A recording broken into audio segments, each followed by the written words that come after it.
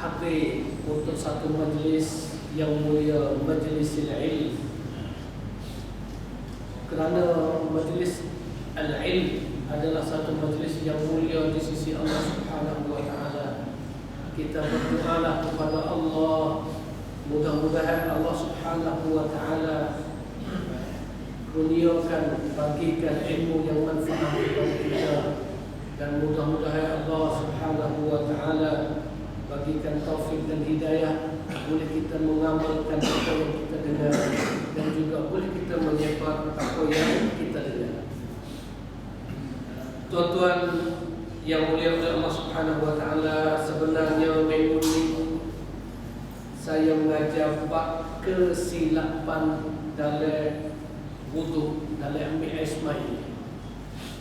Jadi kalau kita tengoknya terbelik sikitlah. Pada 2 minggu dulu kita mengajar masalah kesilapan dalam yang melakukan dalam semai. Tapi jadi 2 minggu ni gunung belakang.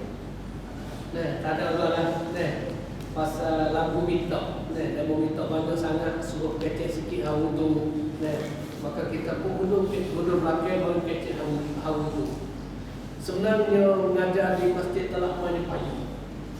Satu, kita tak ada. Nah, tak ada tentu kita mana.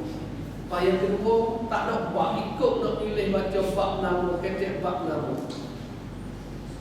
Sebab itu sebagai satu pengusuran daripada saya kepada pihak pengurusi, kalau boleh cuba buat mesyuarat, buat keputusan 1 minggu untuk belajar tafsir, 1 minggu untuk belajar hadis, 1 minggu untuk belajar fiqh, dan 1 minggu untuk belajar sejarah. Jadi kita boleh mendapati dalam setiap pendek itu. Jadi kalau kita tak tahu macam ni, jadi kadang-kadang kena hotullah, maka ilmu kita tak tambah, ilmu kita tak luas. Jadi saya ingin kepada pihak pengurusi, kalau boleh cuba buat mesyuarat bagi gilir dan bagi minggu minggu ni hak nama dan minggu ni hak apa, untuk faedah sebanyak-banyaknya kepada para sami'in, para pendengar. Untuk minggu ni alhamdulillah saya cuba nak kecek. Saya ni biasanya suka belajar fiqh. Saya cuba nak kecek masalah kesilapan al-akhta'u, kesilapan yang selalu dilakukan oleh mutawaddi'in, orang yang ambil air semai. Wudu satu amalan yang selalu kita buat, bukan 5 kali sehari dah. Kadang-kadang acak lebih daripada 5 kali lagi kita berwudu dalam satu hari. Sebab itu dalam kita berwudu juga banyak-banyak kali, sehingga kadang-kadang dia jadi sebagai kebiasaan, adat. Wak jadi sebagai tamniah, praktek, jadi supaya ada. Kita tak ada cek, kita tak ada memberati terhadap amalan yang selalu kita lakukan acak sangat setiap hari. Kerana itu dalam melakukan wudu banyak kesilapan yang selalu para al-mutawaddi'in selalu mereka melakukan kesilapan dalam wudu. Dan pertama sekali kena faham, bukan kata saya ni suka kecek hak kesilapan, jadi cek kesilapan semua. Kesilapan yang kita kecek ni tujuannya kita akan jauh daripada benda tadi. Kita boleh usaha supaya air semaya yang kita ambil, wudu yang kita ambil, jadi wudu yang kena, wudu yang tak silap, dan wudu yang tak salah, wudu yang betul dengan cara sunnah Nabi SAW. Itu maksud saya. Bukan nak pergi salah tak. Maksud nak kita jauh daripada segala kesilapan dan kesalahan. Wudu ni satu ibadah yang penting. Dalam Al-Quran Allah Ta'ala telah cerita dalam satu ayat dalam suratul Maidah dengan firman-Nya, Ya ayyuhalladzina amanu idza qumtum ila as-salah faghsilu wujuhakum wa aydiyakum ila al-marafiq wamsahu bi ru'usikum wa arjulikum ila al-ka'bayn. Ini ayat yang Allah Subhanahu wa taala telah bilang tentang rukun dalam melakukan wudu. Maknanya wahai orang beriman, apabila kamu kehendak untuk mendirikan sembahyang, famsilu, basuhlah kamu akan muka kamu. Lepas tu wamsahu, dan basuhkanlah tangan kamu, wa aydiyakum ilal marafiq, sampai ke siku. Dan wamsahu bi ru'usikum, sapukanlah kepala kamu, dan wa arjulikum, dan basuhkanlah kaki kamu ilal ka'bain, sehingga kepada dua buku lari. Ini fardu wudu yang telah Allah Ta'ala telah firman dalam Al-Quran tentang mengenai wudu. Apa makna wudu? Kalau kita ada sebut wudu, apa makna? Apa makna wudu? Daripada lafaz wada'ah, bahasa Arab, daripada lafaz wada'ah, makna an-nazafatu wal hasan, bersih dan comel. Itu makna wudu. Bersih dan comel, baha'ah, comel, bersih, cuci, itu makna wudu. Makna wudu. Dan makna wudu ni kalau kita silap bagi sikit jadi makna lain. Kalau kita baca wadu bagi atas, bagi atas, wadu makna kata air yang disediakan untuk wudu. Bukan ambil expiry lagi. Orang panggil air, maknanya air yang disediakan untuk wudu. Kalau kita baca wadu. Tapi kalau kita baca wudu dengan tombah waw, wudu, waw ni bagi depan. Kalau kita baca kata waw bagi depan, itulah amalan yang wudu, amalan melakukan air sembahyang. Sampai itu kena boleh beza di antara wudu dengan wudu. Dia kata ada lagi tidak lafaz dalam Quran hak seakan-akan dengan ni, hak serupa dengan ni, ada tidak? Ada. Allah Ta'ala sebut dalam Quran tentang sifat neraka. Allah Ta'ala sebut tentang sifat neraka dalam Quran. Allah Ta'ala firman, waquduhan nas wal hijarah. Waquduhan nas. Kalau kita baca kali atas waqudu, makna kata al-hatab, kayu api. Kita boleh terjemah kata dan kayu api bagi neraka itu ialah an-nas wal hijarah, manusia dan batu. Boleh terjemah kata kayu api. Waqud makna kata kayu api. Kalau tu buah tu bagi atas. Tapi kalau buah tu bagi topoh, bagi depan. Wuqudu itu adalah perbuatan yang membakarkan. Kan kata perbuatan yang membakarkan. Ini nogoyak hebat sekali bahasa Arab. Tukar lafaz, tukar bagi sikit, tukar makna. Allahu Akbar. Sampai itu ini makna khalasanya, ini sebagai makna bagi al-wudu. Dan makna istilahan itu makna lughawi. Makna istilahan, makna yang diistilahkan yaitu isti'malul ma' fi a'dha'in makhsusah ala sifatin makhsusah.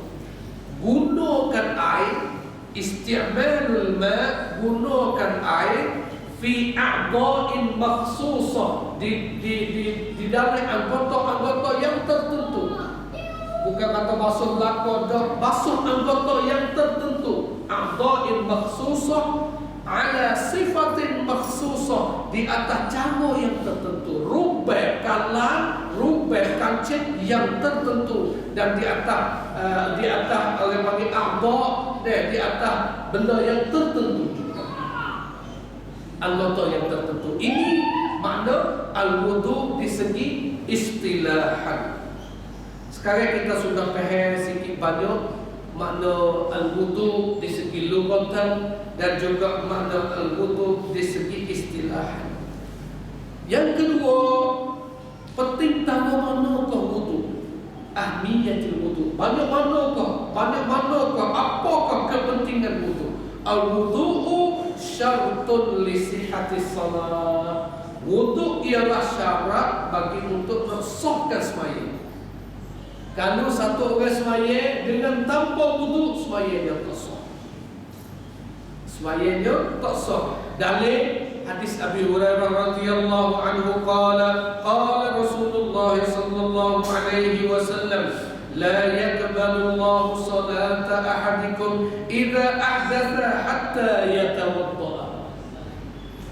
Rasulullah sallallahu alaihi wasallam bersabda, tidak terima oleh Allah akan semaya salah satu di antara kamu. Semaya seorang di antara kamu Allah Ta'ala tak terima idza ahdatha, apabila dia berhadas.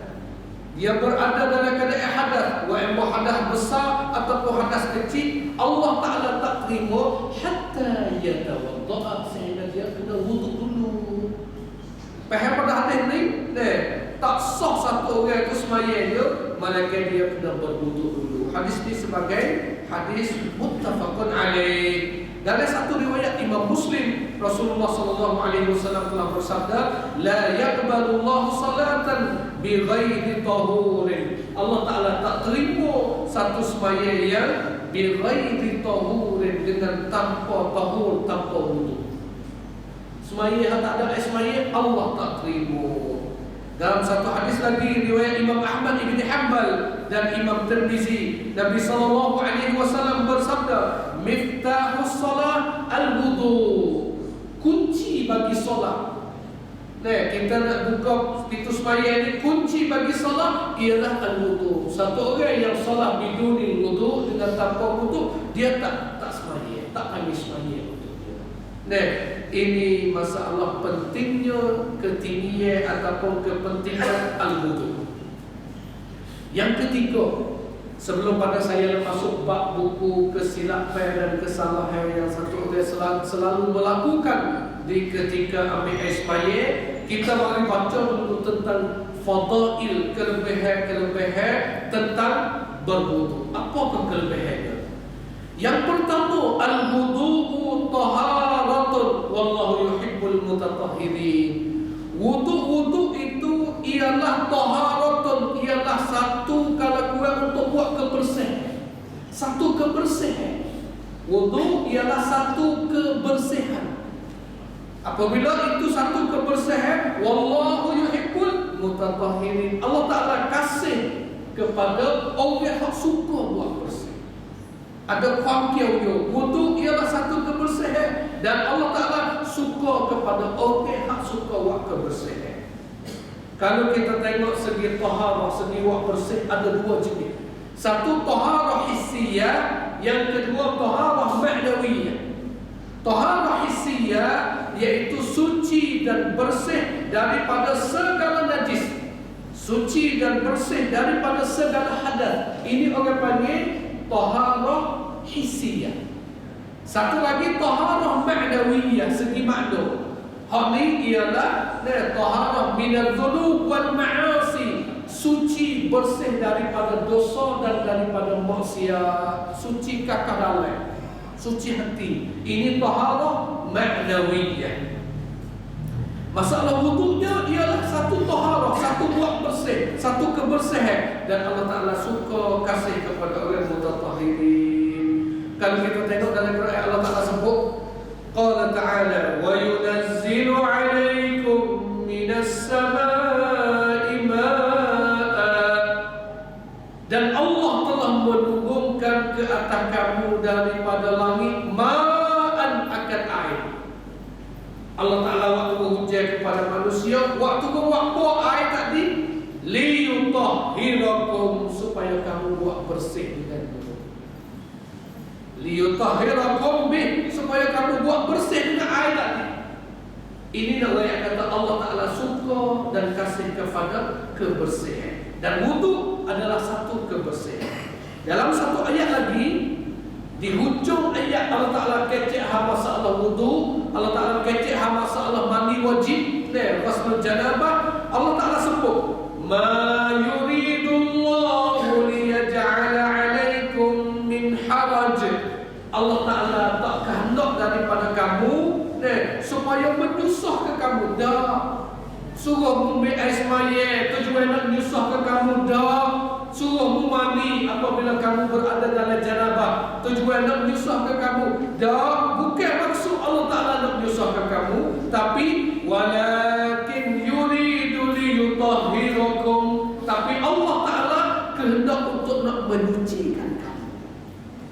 Tuhan suruh satu orang berwudu, Tuhan suruh satu orang mandi, daripada janabah. Allah Taala kehendaknya walakin yuridu liyutahhirakum. Allah Taala kehendak nak kamu ni membersihkan.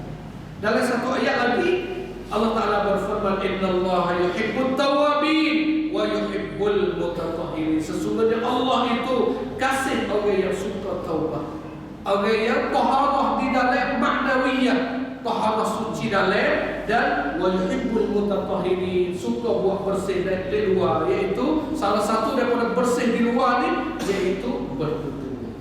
Ini kelebihan pertama al-wudu. Kelebihan kedua, sebenarnya banyak, saya kerak bolehnya tak. Sebenarnya kita tengok sampai ke 2-30 fadailul wudu, tapi takut masanya tak cukup, kita potong panak-panak. Yang kedua, kelebihan al-wudu, al-wudu'u min sunanil fitrah. Wudu itu daripada sunat-sunat fitrah, sunanil fitrah. Pasal hadis daripada Aisyah radhiyallahu taala anha, qala Rasulullah sallallahu alaihi wasallam, Rasulullah telah bersabda, asyaratun, 10 kali minal fitrah, daripada fitrah, kebersihan yang daripada asal jati.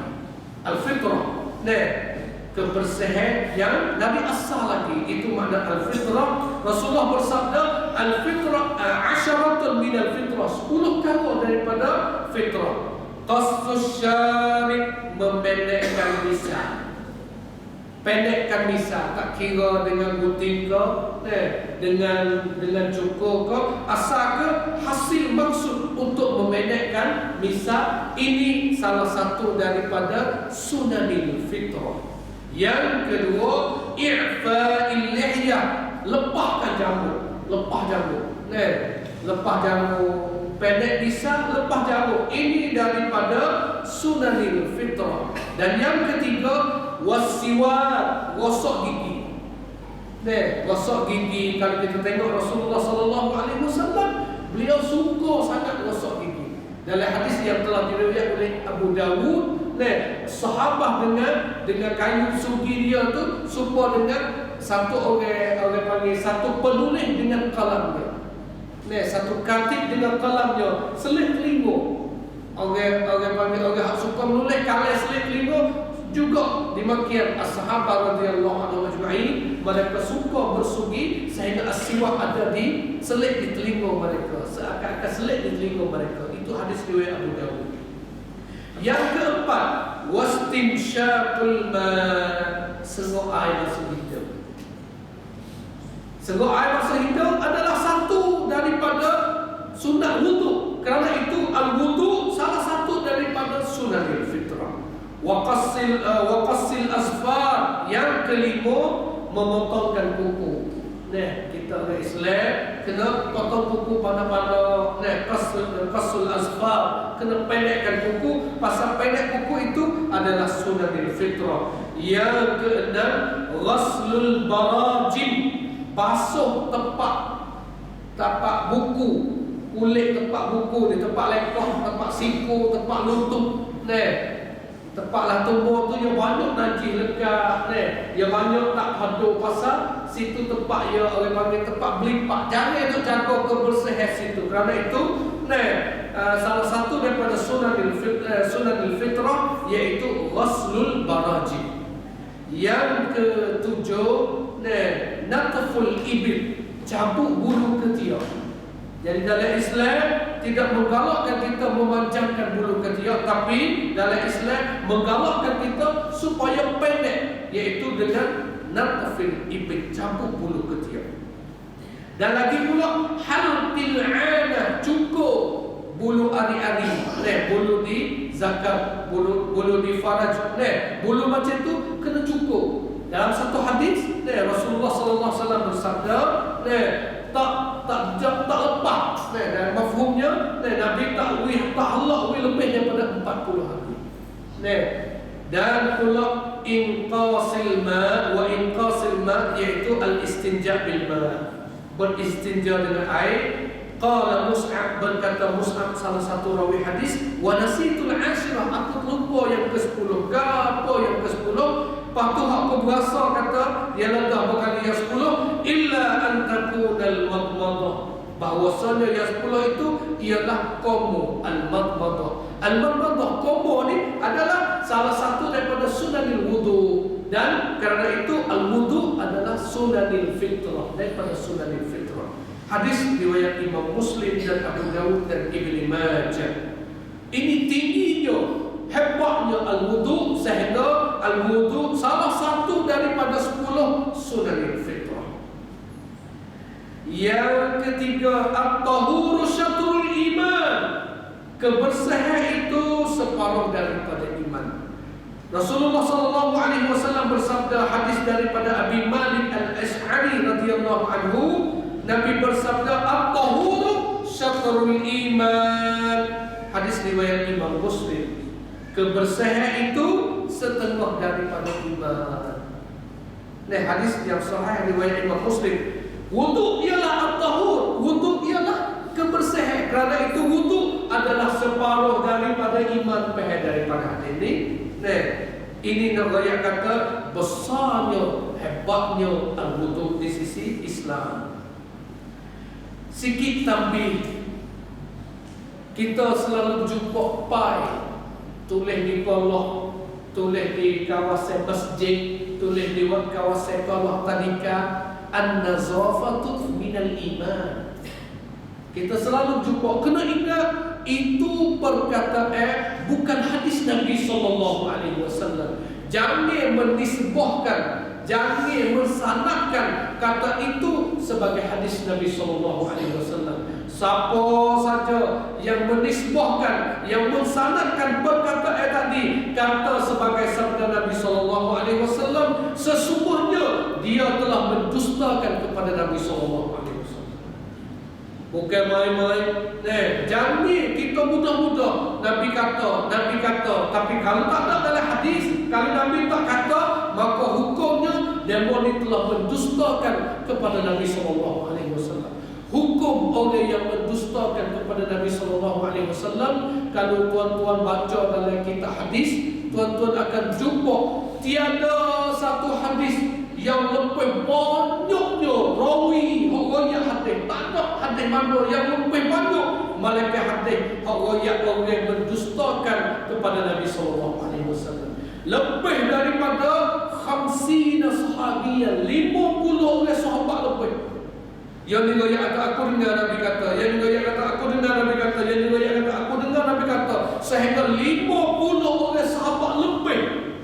Balagat 50 sahabian, sampai ke 50 orang sahabat lebih. Riwayat kata man kadzaba alayya muta'ammidan, siapa saja yang mendustakan ke atasku satu dustaan yang muta'ammidan, yang dia sengaja dusta bohong kepada Nabi, falyatabawwa maq'adahu minan nar, hendaklah dia sedia satu tempat di dalam neraka Allah Subhanahu wa taala. Sampai itu salah satu daripada kabair, dosa besar, menisbahkan, mendustakan kepada Nabi sallallahu alaihi wasallam. Benda bukan hadis, tapi kita kata hadis. Ini mendustakan. Sampai itu kena beringat. Nak kata satu hadis, kena beringat. Kalau baca hadis sekali dah pun, kena beringat lagi. Takut silap satu lafaz pun, satu huruf pun, tak sering silap dengan Nabi kata. Sampai itu ulama hadis hajar, apabila kita baca hadis, kena baca au kama qala Rasulullah sallallahu alaihi wasallam. Nah, ini nak ayat kata besarnya al-wudu. Al-wudu salah satu at-tuhur syatrul iman, salah satu bagian daripada iman. Yang keempat, fadailul wudu yang keempat, al-wudu qabla an-nawm sababun min asbabil maut 'ala al-fitrah. Wudu sebelum pada tidur salah satu asbab untuk satu orang itu mati di atas al-fitrah, di atas kebersihan. Tahan kuat berisuk, mati di dalam kebersihan. Orang yang ambil wudu dan dia tidur. Hadisnya daripada Al-Bara bin Azib radhiyallahu anhu qala Rasulullah sallallahu alaihi wasallam, "Idza ataita marja'aka fatawadda." Apabila engkau, Nabi bersabda, apabila engkau datang kepada tempat tidur, mula tidur, fatawadda, maka hendaklah engkau ambil wudu, wudu akan salat, ambil wudu semua wuduk semaya, summa taji' ala syaqqikal ayman, kama dia tidurkanlah di atas pehok orang panggil pehok kanan kamu, tidur panggil kanan, summa qul, kama dia bacakanlah. Nabi ajar satu doa belum pada tidur. Allahumma aslamtu wajhi ilaika wa fawwadtu amri ilaika wa alja'tu zahri ilaika raghbatan wa rahbatan ilaika la malja'a wa la manja minka illa ilaik.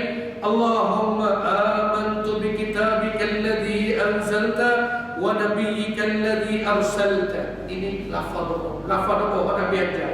Kalau siapa PS baik tidur di atas syikkihil ayman, dan kalau dia baca doa ni, fa in mutta min lailatika, kalau mati pada malam itu, fa anta 'ala al-fitrah, engkau berada di atas al-fitrah. Allahu akbar.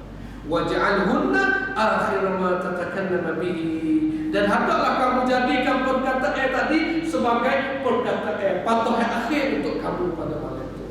Hadis muttafaqun alaih, iaitu hadis yang sahih. Ini nak kata al-wudu, berwudu sebelum pada tidur, satu asbab satu orang itu mati ala fitrah. Dan satu hadis lagi, walaupun hadis ini hadis dhaif, itu diriwayatkan oleh Imam Tabrani, dan Nabi sallallahu alaihi wasallam bersabda, man bata tahiran fi syi'arihi malak. Sesungguhnya siapa yang tidur dengan keadaan berwudu, dia tidur dengan keadaan berwudu. Jadi air semaya ni bukan orang ambil kata semaya, yang kalau tidur pun sunat ambil juga.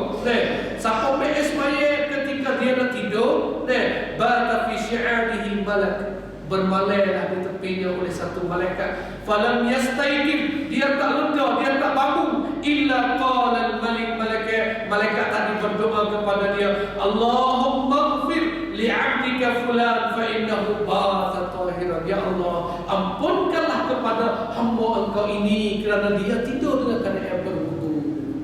Ini hadis riwayat Imam Tabrani. Jadi malaikat tolong doawi selagi dia tak bangun daripada tidur. Masya-Allah. Kalau boleh kita usahlah, sebelum pada kita nak tidur kita berwudu.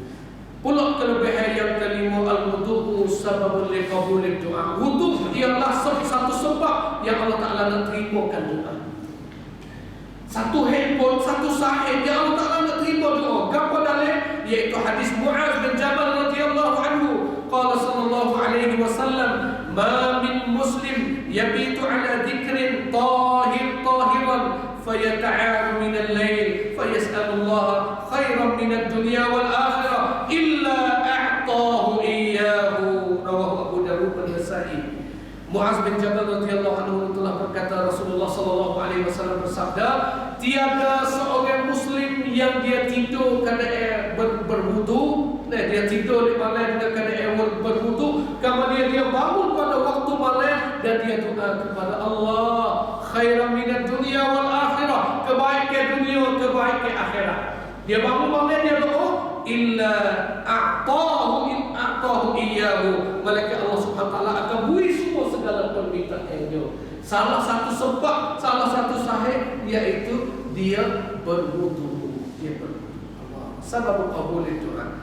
Yang keenam, al-wudu sababul maghfiratil dzunub. Hadis lalu kita tahu, wudu ni satu asbab yang Allah Taala mengampunkan dosa. Saya reka-rekakan hadis daripada Utsman bin Affan radhiyallahu anhu, qala Rasulullah sallallahu alaihi wasallam, man tawadda'a fa ahsana al-wudu kharajat khatayahu min jasadihi hatta takhruju min tahti azfarihi. Rawahu Muslim. Rasulullah sallallahu alaihi wasallam bersabda, siapa yang berwudu kemudian dia mensempurnakan wudunya, kharajat khatayahu, telah keluarlah oleh segala dosanya daripada badan.